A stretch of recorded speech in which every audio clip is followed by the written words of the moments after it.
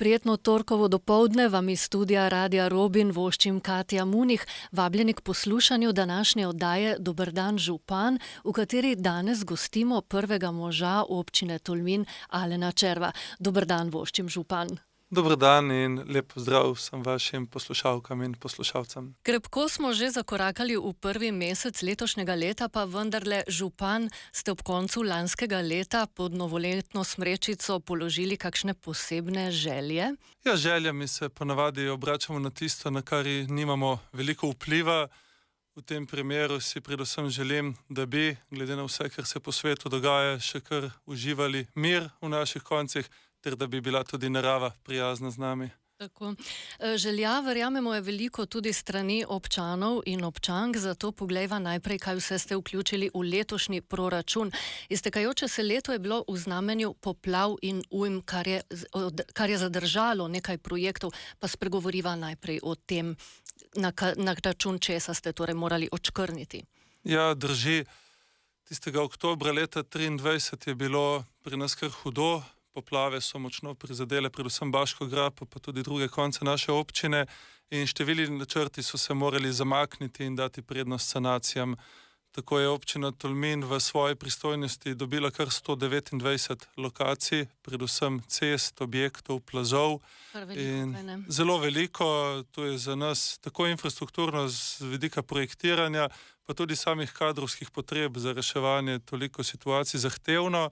Ampak veseli me, da smo dobršen del tega že uspešno sanirali, cirka 80 lokacij je že uspešno zaključenih, čaka pa nas še nekaj zahtevnih projektov, predvsem plazov, hudourniških strug, kjer moramo sodelovati tudi z državno tehnično pisarno in kjer si konec koncev delimo pristojnosti še z direkcijama za vode in za infrastrukturo. Tukaj imamo še za kakšni 2 leti dela, v skupnem obsegu še kakšnih 3 milijone evrov dodatnega stroška, kjer pa računamo na refundacijo strani države. Moram reči, da do sedaj je ta koncept dobro deloval. Pa tudi nekaj potrpežljivosti bo treba, kaj ne, strani občanov, kajti taka dela prinaša tudi zapore cest in tako naprej. Poglejte, potrpežljivost je nekaj, na kar apeliramo že ves čas. Ne zato, ker ne bi želeli učinkovito delati, zagovarjam, da delamo zelo učinkovito, vendar gre za zahtevne projekte. Če bi jih projektirali z vidika razvoja, torej brez da bi bili v to prisiljeni, bi zagotovo trajalo 5-6 let, da bi bile pripravljene vse študije, statične presoje in potem izvedba. Tu seveda hitimo, ker želimo zadeve povrniti v prejšnje stanje, ljudem vrniti bivanjski standard, ki so ga že imeli, ne gre pa čez noč. In tudi denar bi bil lahko hitro vržen proč, če bi se nekaj izvedlo brez potrebnih predhodnih postopkov. Tako da drži, malce bo treba še ponekod počakati, a kot rečeno, v roku 2 let bi morali vse zadeve zapreti. Je pa res, da smo morali določene druge, predvsem infrastrukturne projekte zamakniti, ker vse naenkrat ne gre. Veliko je tudi lokacij, kjer smo planirali rekonstrukcije, modernizacije cest, pa smo se morali potem drugega odseka lotiti, ki ga je po domače odneslo. Tako, in tudi izvajalcev je malo na tržišču, kaj ne? To je pa druga zgodba, pa ne le, da jih je malo, tudi zelo dobro se zavedajo svoje iskanosti, kar se odraža tudi na višini prejetih ponudb. Tukaj je še en izziv, s katerim se moramo spopasti. Ja. Tako, omenila sva že letošnji proračun, pred kratkim je bil sprejet. Čemu boste torej posvetili pozornost letos, kateri so tisti glavni projekti? Pa mogoče še preden se dotakneva, kaj bi se jaz usmeril na koliko. Meni se zdi, da vsebina je tista, kjer občinski svet presoja neke prioritete. Naloga župana in občinske uprave pa je predvsem čim večja učinkovitost pri realizaciji tega. In tu bi predvsem zato, da pohvalim svoje sodelavce z občinske uprave, katere delovanje smo nekoliko reorganizirali, zasnovali drugače, izpostavil eno veliko učinkovitost pri realizaciji. Če je ta naša občina še med leti 2016 in 2021 realizirala nekje med 11 in 14 milijoni evrov, nam je v preteklem letu uspelo to številko dvigniti na dobrih 21 milijonov.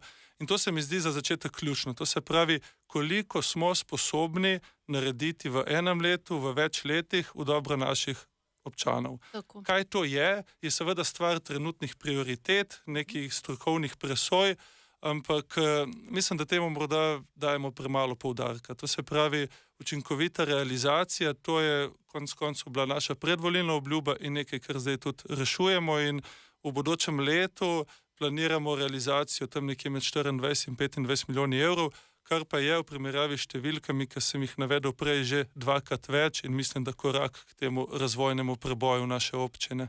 Ustavila sva se pri letošnjem proračunu, župan, želja je veliko, sva rekla, katere so tiste, ki bodo letos uresničljive? Tako, kar nekaj projektov je takšnih, ki bodo v letu 2025 zaključeni in predani uporabi. Tako zaključujemo stanovanjskim blokom na naslovu Zalog 11, kjer bomo imeli 7 novih neprofitnih stanovanj, pa potem mladinski center urejamo, zaključena bo prenova ostalin na Kozlovem robu z eno novo turistično atrakcijo, naselje Kneža dobiva kanalizacijo in čistilno napravo, potem v športnem parku na Logu bomo uredili igrišče z umetno travo, ki bo omogočalo boljšo izrabo tekom celotnega leta, pa ob jezeru na Mostu na Soči še eno turistično točko z temi vstopnimi urbanimi infrastrukturami, ki bodo, bom rekel, nadgradile obisk. Pri vseh teh projektih me veseli to, da smo kar velik del sredstev dobili od zunaj, to se pravi bodisi iz načrta za okrevanje in odpornost evropskih razpisov ali državnih, in na tak način, bom rekel, učinkovito to finančno konstrukcijo zapiramo, da ne gre vse samo iz občinskega žepa. Potem pa je še nekaj projektov, ki so večji, obsežnejši, se bodo nadaljevali tudi še v letu 2026.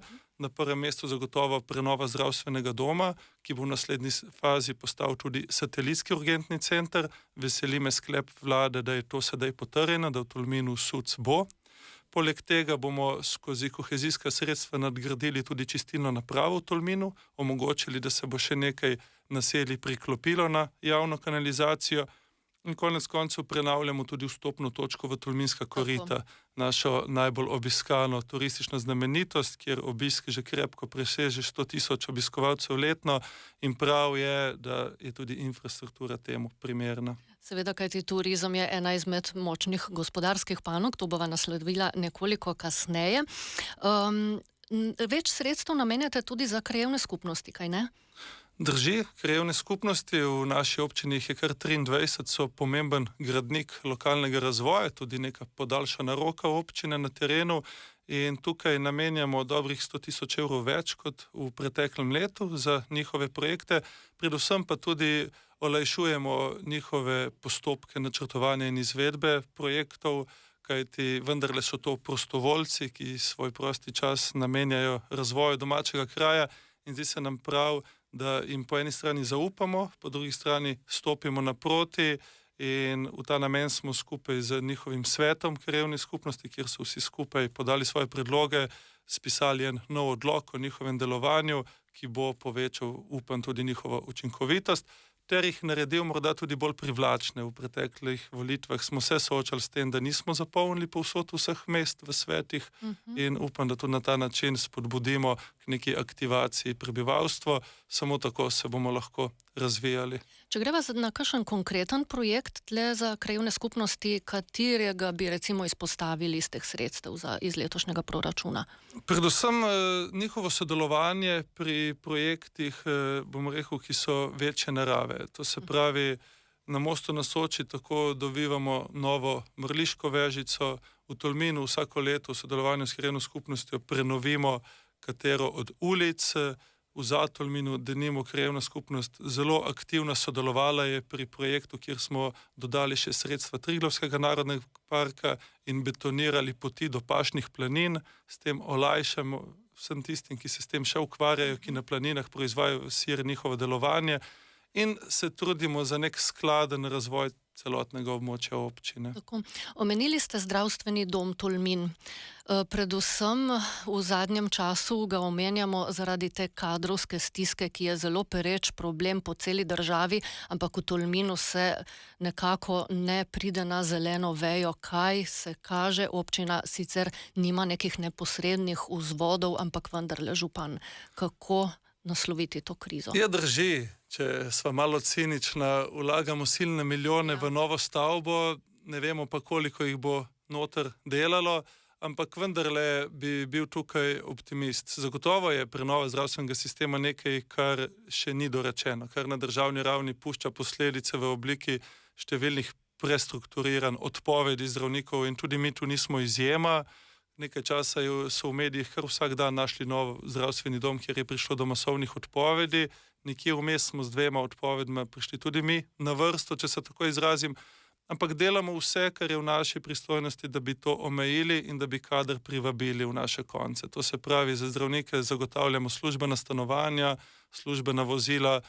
V prihodnjih tednih bomo podpisali tudi štipendijsko shemo, tako da bomo tudi mlade študente medicine poskušali privabiti v naše kraje. Sočasno pa naslavljamo tudi te akutne težave. Tako smo že pripeljali 2 novi zdravnici, eno, ki bo lastne paciente začela opredeljevati jeseni, ker trenutno še poteka proces integracije, druga se je pridružila ekipi na urgenci in tako na nek način milimo te posledice. Smo pa odprli dodatno ambulanto, kjer lahko svojega zdravnika dobijo vsi neopredeljeni pacienti, ter administrativno ambulanto, kjer lahko recepte in odobritve bolniških odsotnosti dobijo vsi, ki nimajo trenutno svojega zdravnika. Tako da v praksi je ključna razlika samo to, da pri nekaterih ni točno določene osebe kot osebnega zdravnika, dobijo pa vso zdravstveno storitev enako kot prej. V občini ste pred dnevi pripravili oziroma pripravljate celostno prometno strategijo, pred nekaj dnevi pa ste imeli javno razpravo na to temo. Kje so torej tiste največje zagate, kako se kažejo rešitve? Ja, pri 460 in nekaj kilometrih občinskih cest je tudi izzivov povezanih s prometom kar veliko. Pri novi prometni strategiji pa iščemo predvsem ravnovesje ne le med osebnim avtomobilskim prometom, temveč tudi javnim potniškim prevozom ter dostopnostjo s kolesom ali peš. Želimo si, da bi vsaj iz središč naselij čim bolj umaknili tako osebni promet, kot še bolj tovorni, tranzicijski promet, tako povezali neke ključne točke z linijami javnega potniškega prometa. To so naši izzivi. Skozi javno razpravo pa smo našli še kar nekaj, nalog. Kot vsa naselja se soočamo s tem, da stanovanjske soseske niso bile planirane za takšno število avtomobilov, tako da nam primanjkuje parkirnih mest. Zagotovo pa si želimo tudi kolesarske povezave narediti še bolj atraktivne, ne le za turiste, temveč tudi za dnevno migracijo. Tako. S kolesarskimi povezavami ste sicer kar nekako v koraku, kaj ne? Ampak ko govoriva o tej prometni ureditvi, ne moreva mimo tolminske obvoznice. Slovesno je bila odprta lani, se pa kmalu pokazala pomanjkljivost v zvezi z varnostjo. Če povzamem, s tem v zvezi ste na občini skupaj s Svetom za preventivo in vzgojo v cestnem prometu na Direkcijo Republike Slovenije za infrastrukturo naslovili dopis. Naprošate za dodatno preučitev prometne varnosti v tem 3-krakem semaforiziranem križišču na obvoznici. Ste že prejeli kakšen odziv, župan? Ja, drži. Imeli smo že operativni sestanek s predstavniki Direkcije za infrastrukturo in tudi določene rešitve že prepoznali, ki bi z režimom semaforskega križišča omilili te prepoznane nevarnosti. Gre za dokaj neposrečeno križišče, ki ga v fazi projektiranja očitno država ni prepoznala kot zelo problematično, pa smo ves čas opozarjali, da znajo biti problemi. Če bi tam imeli krožišče, bi bilo dosti lažje, a je, da po tistih njihovih parametrih to ni šlo. V celi sliki pa je obvoznica ena velika pridobitev za naš kraj.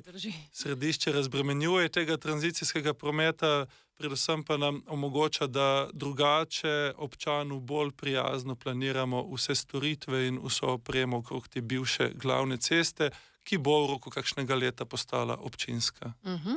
Morda bova tukaj malce kasneje še spregovorila o teh dobrobitih, pa posvetiva se zdaj še te obvoznici Volče in Most na Soči. Tudi to bi si krajani želeli, kaj ne? Kako je tukaj s časovnicami, kdaj se kaže kakšna luč na koncu tunela? No, tu pa mora Ministrstvo za infrastrukturo pohvaliti. Dejansko je v proračunu, ki ga je Državni zbor sprejel konec lanskega leta, res veliko število razvojnih projektov na območju naše občine In če sem jih mogoče v obdobju tistih vremenskih huj nekoliko grajal zaradi prepoznih odzivov njihovih služb, pa moram tu reči, da so bili sestanki konstruktivni in obljube držane, tako da so proračunska sredstva zagotovljena tako za obvoznici Volče in most na Soči.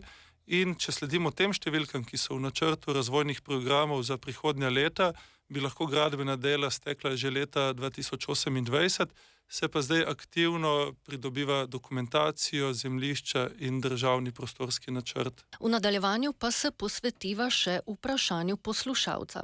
Govorila sva namreč o prometnih ureditvah v občini. Gospoda Silva zanima, kdaj se bo nadaljevalo z gradnjo ceste proti Dolenji Trebuši iz smeri Slap-ob-Idrici. Župan, kaj mu odgovarjate? Tu gre za državno cesto, torej zadeva je v pristojnosti Ministrstva za infrastrukturo.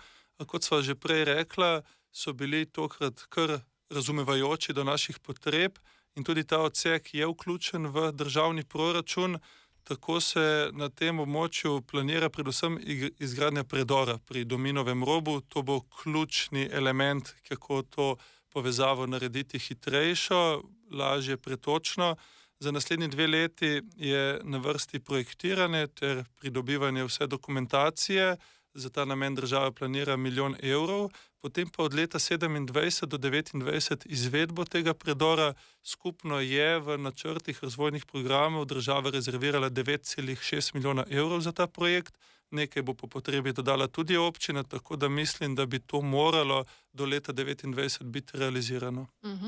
Prele sva že omenjala to obvoznico, tolminsko obvoznico, naslovila sva predvsem težave, ampak vendarle pojasniva tudi, kakšno dobrobit je prinesla ta tolminska obvoznica za urejanje središča Tolmina. Ja, razvojna priložnost je tu izjemna. V središču Tolmina je kraj dejansko sekala ta državna cesta, pa vemo, da ob državnih cestah veljajo tudi številne omejitve, kaj lahko tam urejaš, kaj ne, in to se sedaj umika. Mi v prvi fazi pristopamo k prenovi Tolminske tržnice. Tu smo celo nekaj mesecev namenoma počakali, da bomo lahko letos kandidirali tudi za sredstva kmetijskega sklada preko Lasa Dolina Soče.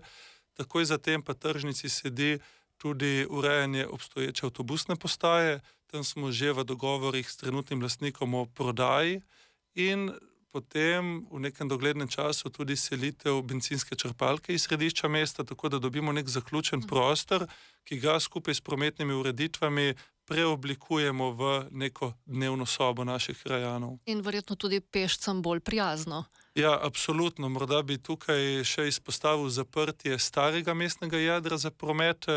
To se je nekoliko zamaknilo zaradi tistih poplav, ki so vplivali na poplavno varnost nove lokacije policijske postaje. Tu smo morali v sodelovanju z Ministrstvom za notranje zadeve iti v neko preprojektiranje, vendar tečejo zadeve v pravo smer in trenutno se že dela idejna zasnova. Ko bo nova policijska postaja umaknjena iz središča mesta na obrobje, bomo lahko tisti trg 1. maja, ki predstavlja staro mestno jedro, za promet zaprli in potem res urejali pešcu prijazne površine. So kakšne časovnice na vidiku? Ja, 3 mesece ima izvajalec te idejne zasnove časa, potem pa je veliko na Ministrstvu za notranje zadeve, kako hitro in učinkovito bo pristopilo, kajti nova policijska postaja mora biti zgrajena, da se lahko stara izprazni. Mi več kot prositi in pritiskati ne moremo. Definitivno zadeva za naslednji mandat, ampak takrat pa mora biti zaključena. Nastavljene pa so stvari že sedaj, kaj ne? Tako. Občina Tolmin je nedavno pristopila tudi k izdelavi lokalnega programa za kulturo med letoma 2025 in 2030. Kakšne smernice se nakazujejo tukaj? Mi smo želeli predvsem nastaviti neka pravila igre, pa konec koncev tudi usmeritve za vsa kulturna društva in organizacije, kako jih podpreti skozi občinski proračun in katere so tiste ključne vsebine. Mi imamo veliko od pevskih zborov, plesnih skupin, dramskih, do, bom rekel, različnih promotorjev kulturnega dogajanja. Vse to si želimo v nek spektr povezati, da bo naslavljalo vse skupine prebivalstva. V ta namen smo lani začeli tudi z ločenim razpisom za kulturne prireditve, predtem so le-te konkurirale vsem ostalim turističnim prireditvam, vendar gre za dve zadevi, ki se jih ne da ena na ena primerjati, tako da občina sofinancira odslej tudi izvajanje kulturnih prireditev. Za kakšne konkretne zaključke bi pa jaz počakal, da projektna skupina, ki program pripravlja, zaključi z delom. Sam le nisem strokovnjak z tega področja in pa zaupam, zbrani so z vseh vetrov, če smem tako reči, in pod okriljem našega Zavoda za kulturo, šport in mladino, mislim, da je priprava tega programa že v zaključni fazi. O športu bo sedaj tekla beseda, župan. Ugodne razmere čaka umetna trava v športnem parku na Logu, to sva že omenila v sklopu, kjer sva obravnavala proračun. Imate pa tudi vizijo razvoja športnih priprav v občini, kaj ne? Drži, pri analizi potencialov za razvoj turizma smo prepoznali, da bi lahko bili zelo atraktivni za športne priprave različnih klubov ali reprezentanc, predvsem zaradi narave, ki nas obdaja, ugodne klime. Potrebno pa je zato nadgraditi tudi športno infrastrukturo. Zato smo v letu 2023 otvorili nove tribune glavnega stadiona na Brajdi, potem pa tudi športno dvorano v Tolminu klimatizirali, tako da je tudi poleti ugodna za športne aktivnosti, opremili z novo razsvetljavo. Kot rečeno pa letos še športno igrišče na Logu opremljamo z umetno travo, ki omogoča celoletno uporabo. Na ta način želimo biti bolj atraktivni na tem področju turizma in v sodelovanju z enim investitorjem, z večjimi smo v dogovarjanih, vprašanje je še, kako bo zadeva zaključena, bi si želeli tudi objekt ob Sotočju na območju bivše Centroslavije preurediti v namestitveni objekt, ki bi vsaj delno pokrival tudi potrebe teh športnih priprav. Mislim, da je to ena rešitev za podaljševanje turistične sezone in ki bi privabila v našo dolino en tak zelo ugoden tip obiskovalcev. To zadnje niso novi načrti, kaj ne, že večkrat je bilo omenjeno. Tudi tukaj bom povprašala po časovnicah, kako je s tem? Ja, res je. Ta objekt je občina odkupila še v času preteklega mandata, potem je bilo nekaj različnih variant, kako ta objekt razvijati. Naša odločitev je bila, da občina ne more biti investitor in ponudnik na turističnem trgu, se zato nismo neusposobljeni, ne poklicani. Moramo pa v okviru tudi nekih projektnih pogojev z pripravo prostorskega načrta na tem območju postaviti neka pravila igre, pod katerimi poiščemo pravega investitorja. Časovnica je tukaj odprta, ampak vezana na odlok o izvajanju festivalov. Mi vemo, da do vključno leta 2027 velja odlok o izvajanju glasbenih festivalov na Sotočju, od tam naprej pa bo treba prihodno že planirati z roko v roki tudi z novim investitorjem na tem območju. Jaz se več kot to, da dogovori potekajo, ne smem v tem trenutku reči, se je tak dogovor s potencialnimi investitorji. Zmenjeno.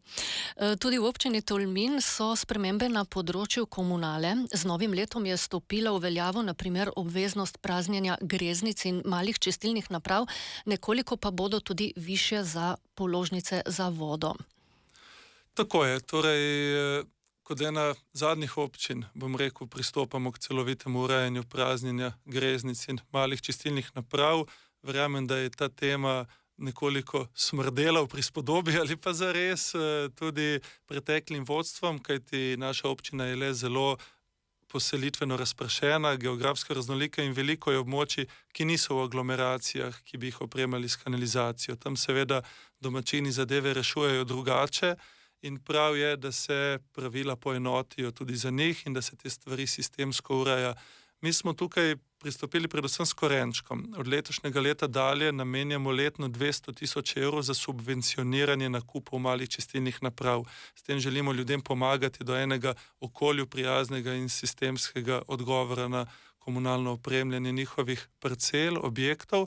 Na drugi strani je pa prav, da naš izvajalec Komunala Tolmin te zadeve tudi ustrezno čisti in sanira in zato je ta sistemski prispevek zdaj prišel v uporabo.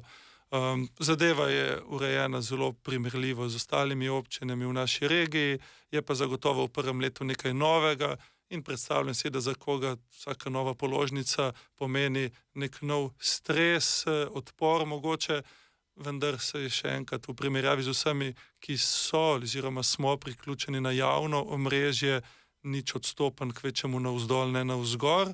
Kar pa se tiče podražitev cen, pa gre za čisto minorno zadevo. Položnice se dvigajo manj, kot je bilo inflacije v preteklem letu. Mislim pa, da na celo gospodinjstvo nekaj evrov na letni ravni, kot podražitev predvsem elektrike. Mi moramo vedeti, da država z vsemi temi zgodbami okrog električne energije in omrežnin komunale dojema kot osebe poslovnega, torej zasebnega prava. Oni so za njih podjetja in posledično so tudi cene, po katerih komunalna podjetja dobivajo elektriko, visoka, kar se na koncu odraža na naših žepih, žele ali ne. Tako da to je to, ne. Na tem mestu bova naslovila stanovanjsko problematiko, kajti dovolj stanovanj je eden od pogojev za to, da se v neko okolje priseljuje kader. Kako je stanovanjsko sosesko na Cvetju projekt predvideva 70 stanovanj? Za letošnji februar je bil napovedan sprejem OPPN. Kako je s temi časovnicami, s temi koraki? Točno tako. Če želimo mlade privabiti, da v naših koncih ostanejo ali se sem vrnejo, morajo imeti ustrezne odgovore za stanovanjsko vprašanje in glavnino tega želimo dejansko uresničiti stanovanjsko sosesko na Cvetju. Tukaj smo tekom priprave prostorskega načrta zadevo zastavili še malce širše, tako bi bilo skupno cirka 90 stanovanj, v prvi rundi okrog 60, potem pa glede na povpraševanje na trgu še splanirano drugo fazo, še dodatnimi cirka 30 stanovanji. Javna obravnava tega podrobnega prostorskega načrta bo dejansko na vrsti spomladi, sprejem pa potem tekom tega leta. Sočasno pa dajemo letos na dražbo tudi cirka 24 zazidljivih parcel v naseljih Žabče in Šentviška planota, ter tudi s tem naslavljamo vse tiste, ki bi si pa mogoče želeli rajše v svoji lastni hiški urediti bodoči dom. Poleg tega pa, kot rečeno, v prihodnjih tednih bo objavljen tudi razpis za novih 7 neprofitnih stanovanj v Zalogu, ki smo jih zgradili s pomočjo sredstev načrta za okrevanje in odpornost. Tako da tisti cilj 100 dodatnih stanovanj do leta 2028 bomo dosegli. Vprašanje pa je, ali bo to dovolj. Šele, ko bodo zgrajena in na trgu bomo videli, kakšne so realne potrebe, lahko da bodo večje ali pa tudi manjše. Vsekakor pa ne moremo o tem govoriti, če sočasno projektov ne izvajamo. Tako. In tudi gospodarstvo še kako pričakuje in potrebuje tudi stanovanja, kajti to je predpogoj, da se pač ljudje priseljujejo. Absolutno. Tukaj računam tudi na lokalna podjetja, ki iščejo kadrovska stanovanja, da bodo kot potencialni kupec pristopili v te projekte, da skupaj naslovimo te osnovne potrebe, da bojo kadri potem z nekim ustreznim življenjskim standardom videli svojo prihodnost v Posočju. Tako, želimo, da se uresniči vse po časovnici. Pri koncu oddaje smo. Župan Alen Červ, hvala za vse odgovore in za obisk v našem studiu. Ja, hvala za povabilo in vse dobro tudi vam. Vam, spoštovani poslušalci in poslušalke, pa hvala za vašo pozornost in lep dan še naprej. Dober dan, župan.